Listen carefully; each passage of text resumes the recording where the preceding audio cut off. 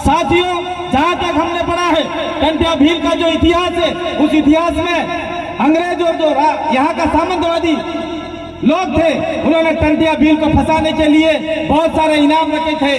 पहले में 100 रुपये रखा, टंट्या भील नहीं माने। 500 रखा, नहीं माने।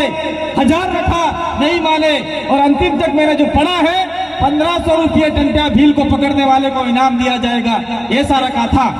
और उस जमाने के 1500 रुपये 15 करोड़ के बराबर थे। फिर भी हमारे आदिवासियों ने टंट्या भील को पकड़वाने का काम नहीं किया। लेकिन हो सकता है एक दो आदमी आज भी हमारे समाज में विभीषण बने हुए हैं। उस जमाने में भी टंट्या भील को पकड़वाने का काम किसी अन्य समाज ने नहीं किया, खुद हमारे समाज में से 2 गद्दार लोगों ने किया था। ऐसे गद्दारों की पहचान आज की तारीख में हमको करनी होगी, ताकि हमारा समाज आगे बढ़ पाए। करनी पड़ेगी कि नहीं करनी पड़ेगी? पड़ेगी। ठीक उसी प्रकार से बिरसा मुंडा का भी यही इतिहास है।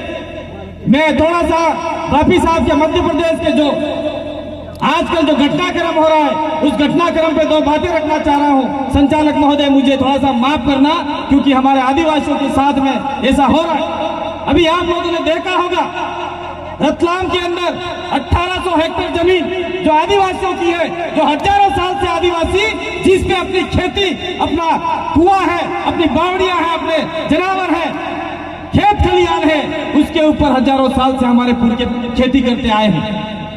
लेकिन आज की तारीख में आपकी मध्य प्रदेश सरकार ने उस 1800 हेक्टेयर जमीन पे कब्जा करने के लिए एक प्रकार का न जाने कौन सा उद्योग खोलना चाह रहे, हमको नहीं पता।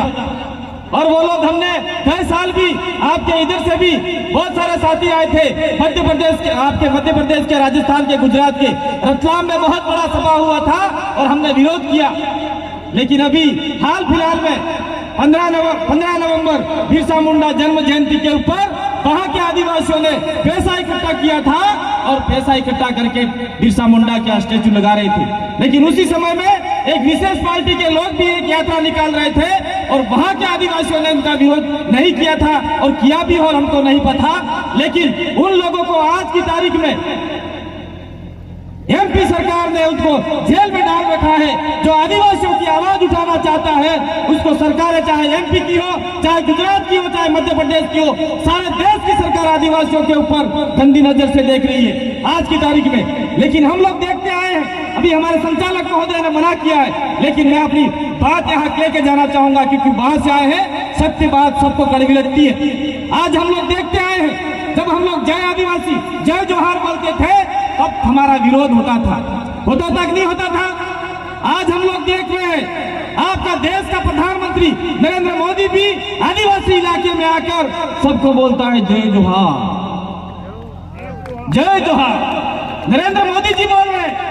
इसके बाद में हम लोग देखते हैं देश की दूसरी पार्टी कांग्रेस पार्टी है, जिनके मुखिया राहुल गांधी है, वो आज भारत जोड़ो यात्रा निकाल रहे हैं। उस भारत जोड़ो यात्रा में जहां जहां आदिवासी इलाके में जाते हैं, वो बोल रहे हैं कि आदिवासी इस देश का मूल मालिक है, ऑनर ऑफ इंडिया है।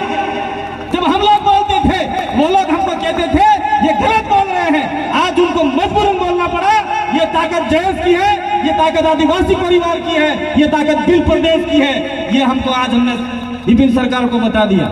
साथ साथ में हम लोग जोहार का विरोध, बहुत सारे लोग बोलते थे, जयस के लिए बोलते थे कि जोहार वाले ये जय यीशु वाले ऐसा बोलते थे, बोल रहे थे कि बोल रहे थे जय यीशु वाले ये ऐसा बोल रहे थे। लेकिन जब देश के सबसे बड़े पद पे बैठने वाली हमारे देश की राष्ट्रपति द्रौपदी मुर्मू ने जब शपथ लिया, तब कहा नमस्कार जोहार, तो उनकी टाई फीस हुई कि नहीं हुई? ये बहुत सारी बातें उस समय में उनको कड़वी लगती थी, लेकिन उनको समझ में आ गया कि आदिवासियों के लिए 2-3 शब्द है जो आदिवासियों को एक मुट्ठी में बांध सकता है। वो क्या है? जोहार। दूसरा क्या है? जय आदिवासी। तीसरा, हमारे इलाके में आप लोग थोड़े से इस चीज को समझ नहीं पाए हैं, हमारे इलाके में एक मजबूत शब्द है जय भील प्रदेश। ये इतने सारे शब्द हैं। तो आज कहीं न कहीं सरकारों को, राजनीतिक पार्टियों को बोलना पड़ रहा है अपने मन से। और साथियों, हमारे